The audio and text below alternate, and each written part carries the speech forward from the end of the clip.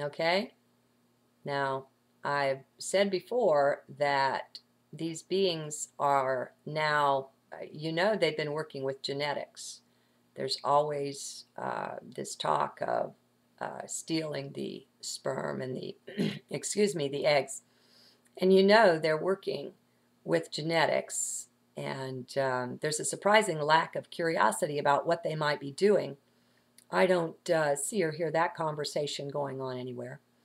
But I'm sure one of the things they're doing is trying to produce forms into which they can incarnate or which they can inhabit that are less shocking for us to look on.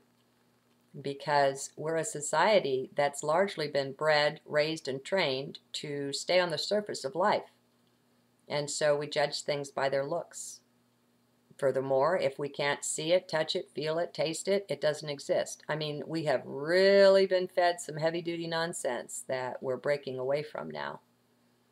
So if they present a pretty face to you, my advice is don't trust it. Don't trust anything. Why should you? Why should you trust? Something to ponder. But the biggest thing is just be in heart.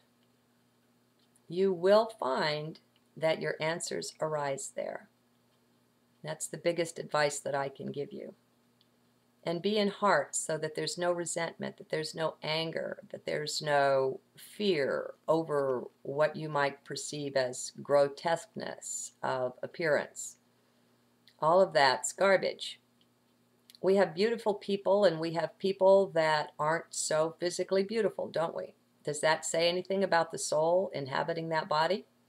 I don't think it does. It says something about the karmic load they've decided to come in with. But folks, we're all one.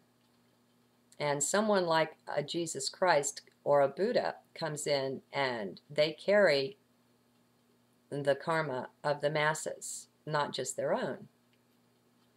And so we can't judge. It's really, really true that judgment is a no-win game. You can't judge by the surface. So just be in your heart. And you'll get used to having this sense of knowing and developing your own intuition. But maybe this talk about what it might be like to come from a group mind perspective. I mean, look at the birds, look at the fish. There's a lot of that out there. It's neither right nor wrong. It's neither good nor bad. It just is. And if you came from that perspective, everything would look different to you.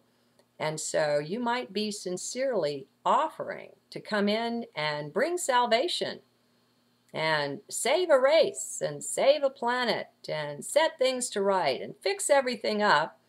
And from your perspective, you could be very, very deeply sincere. You could really believe this. But that's to abandon our perspective completely and take on theirs. And I think if we looked at the way those colonies are structured, we wouldn't want that, would we? So we have to evaluate carefully. Okay, yes, there's a lot of ETs speaking now, but who are they? Where are they coming from as far as their consciousness and their reality? What's that like?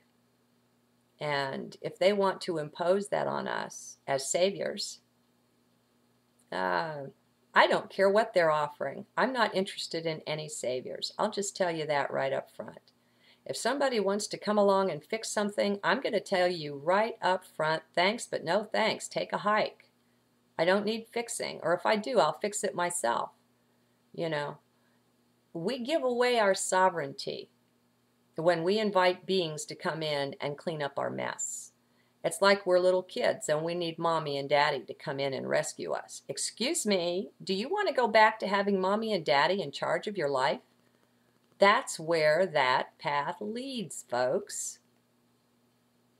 Now I know it's kind of scary looking around at life, at the world, at the mess, at the gulf, at the storms, earthquakes, wars, all of it, the pollution, the economy, the ecology. Okay, granted, it's a mess, and they've helped create it, okay, because they want to come in and be really perceived as saviors, some of these guys. Now, I'm not talking about the insectoid races now, but there is a duplicity that the controllers, the Illuminati, have used. David Icke is a good one. He has really identified this. Let's see if I can remember problem, solution, something, or I don't remember. But they create the problem, and then they come along and say, oh, we can save you from this problem. Kind of like hackers, you know, that are in the security business, and they want to sell you a security app. And the less ethical among them have created the viruses that they want to come and save you from. So trust is something we have to be very, very careful with. And to my way of being, trust is only vested in heart. Beginning and end of story. In what I connect with through heart, and I call it divinity. But that's just a label, okay? And it's just a word, and it's a pathetic word. But I don't have other words, so I'll use that one. I trust Source. And I'm getting to where more and more I can trust my link up with that. But you can't take a shortcut, folks. You've got to purify yourself. To the extent that your own aura and your own awareness, your own soul, mind, body, and being is polluted, you have contributed to the planetary pollution. To the extent that you have anger, you have contributed to war. And to the terrible things that happen that are based on anger.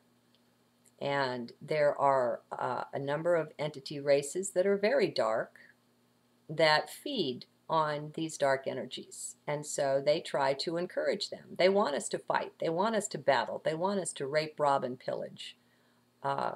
It feeds them. And so there is darkness out there.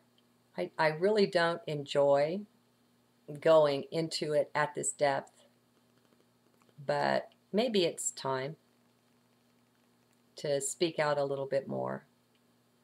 And I think this is enough because, you know, I'm connected with you as I'm doing this, as I'm writing, journaling.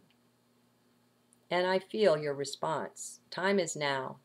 All time is now. Once we get rid of the barriers in our awareness, there's so much of unreality that we've accepted. We wind up having to go weed our own garden and look through our beliefs and watch them in action and decide, yeah, I'll keep that one. No, that one doesn't work. And so that's purifying. And the more pure we are, the more pure our connection with Source. And it even gets down to the music you listen to and the company you keep. I mean, you know, this is in the wisdom teachings down through the ages. It's there. It's clothed in different language for different cultures. Now we're opening up and exposing ourselves to off-world cultures, to other dimensional cultures. And I say that's fine. That's great. Let's take those adventures. But let's be extraordinarily careful of where we place our trust. Thank you.